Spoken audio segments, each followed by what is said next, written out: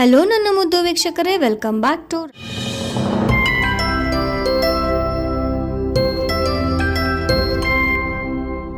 ನೀವು ಮೂಲಂಗಿ ಬಳಸಿರ್ತೀರಾ, ಆದರೆ ಮೂಲಂಗಿ ಸೊಪ್ಪಲ್ಲಿ ಪಚಡಿ ಅಥವಾ ಕೋಸಂಬರಿ ಮಾಡೋದು ಹೇಗೆ ಅಂತ ನಿಮಗೆ ಗೊತ್ತಿಲ್ಲ ಅಂದರೆ ಈ ವಿಡಿಯೋ ನೋಡಿ. ಇವಾಗ ಇದು ಮೂಲಂಗಿ ಸೊಪ್ಪು. ಮೂಲಂಗಿ ಬಳಸಿದ ಮೇಲೆ ಉಳಿದಿರುತ್ತಲ್ಲ ಅದು, ಇದನ್ನು ಕ್ಲೀನಾಗಿ ತೊಳೆದಿಟ್ಕೊಂಡಿದ್ದೀನಿ. ಇದೇನಾದರೂ ದಪ್ಪ ದಪ್ಪ ಅನಿಸಿದ್ರೆ ನಿಮಗೆ ಇದನ್ನು ತೆಗಿಬೋದು. ಈ ರೀತಿಯಾಗಿ ಜಸ್ಟು ಪಲ್ಯ ಮಾತ್ರ ಬಳಸ್ಬೋದು. ಆಮೇಲೆ ಏನಾದರೂ ಎಲ್ಲೋ ಆಗಿದ್ದರೆ ಅದು ಸ್ವಲ್ಪ ಬೇಡ ಅನಿಸಿದ್ರೆ ಅದನ್ನು ಕೂಡ ನೀವು ತೆಗಿಬೋದು. ಈ ರೀತಿಯಾಗಿ ಇದನ್ನು ತೆಗಿಬೇಕು. ಈ ತೆಗ್ದಿರೋದ್ರಿಂದ ಕೂಡ ನಾವು ಚಟ್ನಿ ಮಾಡ್ಕೋಬೋದು. ಅದನ್ನು ಇನ್ನೊಂದು ವಿಡಿಯೋದಲ್ಲಿ ತೋರಿಸ್ತೀನಿ. ಇವಾಗ ಇದನ್ನು ಏನು ಮಾಡ್ತೀನಿ ಅಂತ ನೋಡೋಣ. ಫಸ್ಟಿಗೆ ಇದನ್ನು ಚಿಕ್ಕದಾಗಿ ಹೆಚ್ಕೊಂಡು ಬರ್ತೀನಿ.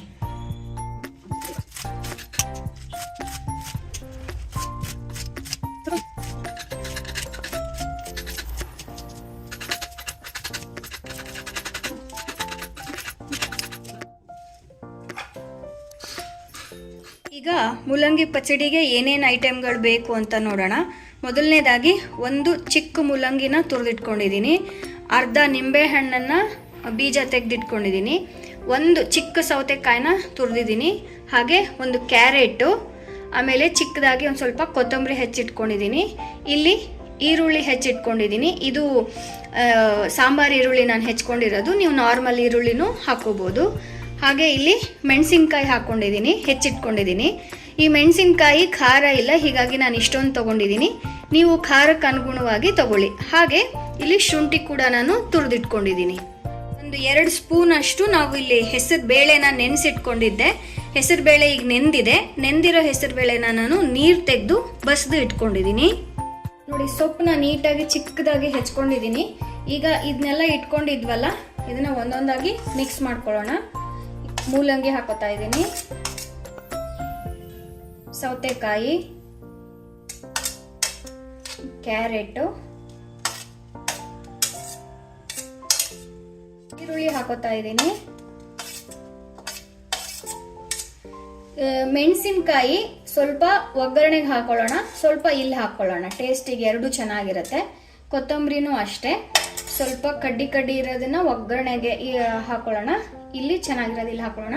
ಶುಂಠಿನೂ ಅಷ್ಟೇ, ಸ್ವಲ್ಪ ಇಲ್ಲಿ ಹಾಕೊಳ್ಳೋಣ, ಸ್ವಲ್ಪ ಒಗ್ಗರಣೆಗೆ ಹಾಕೊಳ್ಳೋಣ. ಇದು ಹಾಗೆ ಇಟ್ಕೊಳ್ಳೋಣ, ಇದನ್ನ ಒಗ್ಗರಣೆಗೆ ಹಾಕೊಳ್ಳೋಣ. ನೆಂದಿರೋ ಹೆಸರು ಬೇಳೆನ ಹಾಕೊಂಡ್ಬಿಡೋಣ.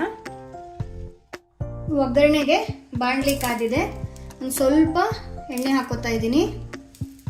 ಎಣ್ಣೆ ಕಾದ್ಮೇಲೆ ಸ್ವಲ್ಪ ಸಾಸಿವೆ, ಮೆಣಸಿನ್ಕಾಯಿ ಇಟ್ಕೊಂಡಿದ್ನಲ್ಲ ಮೆಣಸಿನ್ಕಾಯಿ ಹಾಕೋತಾ ಇದ್ದೀನಿ. ಶುಂಠಿ ಇಟ್ಕೊಂಡಿದ್ನಲ್ಲ ಶುಂಠಿ ಹಾಕೋತಾ ಇದ್ದೀನಿ. ಕೊತ್ತಂಬರಿ, ಸ್ವಲ್ಪ ಅರಿಶಿನ,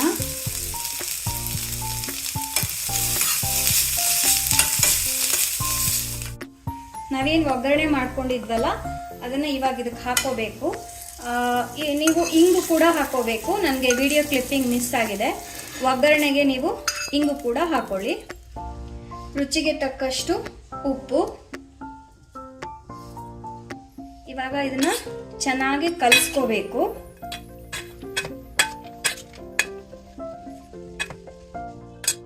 ಚೆನ್ನಾಗಿ ಕಲಸಾಗಿದೆ. ಈಗ ನಿಂಬೆಹಣ್ಣು ಇಟ್ಕೊಂಡಿದ್ವಲ್ಲ, ನಿಂಬೆಹಣ್ಣು ಹಿಂಡೋಣ. ನಿಂಬೆಹಣ್ಣು ಹಿಂಡಿದ್ಮೇಲೆ ನೀವು ಇನ್ನೊಂದ್ಸತಿ ಕಲಿಸ್ಕೋಬಹುದು. ಆಮೇಲೆ ಬೇಕಂದ್ರೆ ಒಂದು ಸ್ವಲ್ಪ ಕಾಯಿ ತುರಿ ಹಾಕೋಬಹುದು. ಕಾಯಿ ತುರಿ ಹಾಕೊಂಡ್ರೆ ಟೇಸ್ಟ್ ಚೆನ್ನಾಗಿರುತ್ತೆ. ಕಾಯಿ ತುರಿ ಹಾಕೊಂಡಿಲ್ಲ ಅಂದ್ರೂ ಓಕೆ, ಬಟ್ ಕಾಯಿ ತುರಿ ಹಾಕೊಂಡ್ರೆ ಟೇಸ್ಟ್ ತುಂಬ ಚೆನ್ನಾಗಿ ಬರುತ್ತೆ. ಇದನ್ನ ನೀವು ಕೋಸಂಬರಿ ಥರನೂ ತಿನ್ಬೋದು, ಅಥವಾ ಸಂಜೆ ಸ್ನ್ಯಾಕ್ಸ್ ಥರನೂ ಮಾಡ್ಕೊಂಡು ತಿನ್ಬೋದು. ಒಂದು ರೊಟ್ಟಿ ಜೊತೆ ಇಷ್ಟು ಪಚಡಿ ತಿಂದ್ಬಿಟ್ರೆ ಫುಲ್ ಹೊಟ್ಟೆನೇ ತುಂಬೋಗುತ್ತೆ. ಸೊ ಮನೆಯಲ್ಲಿ ಟ್ರೈ ಮಾಡಿ ಹೇಗಿತ್ತು ಅಂತ ಹೇಳಿ. ಆ ಸೊಪ್ಪು ವೇಸ್ಟ್ ಮಾಡೋ ಬದಲು ಈ ರೀತಿಯಾಗಿ ತಿಂದರೆ ತುಂಬ ಒಳ್ಳೆಯದು. ಈ ರೆಸಿಪಿ ಇಷ್ಟ ಆಗಿದ್ರೆ ಪ್ಲೀಸ್ ಸಬ್ಸ್ಕ್ರೈಬ್ ಮಾಡ್ಕೊಳ್ಳಿ ಚಾನಲ್ನ. ಮತ್ತೊಂದು ರೆಸಿಪಿಯೊಂದಿಗೆ ಸಿಗ್ತೀನಿ. ಅಲ್ಲಿವರೆಗೂ ನಮಸ್ಕಾರ.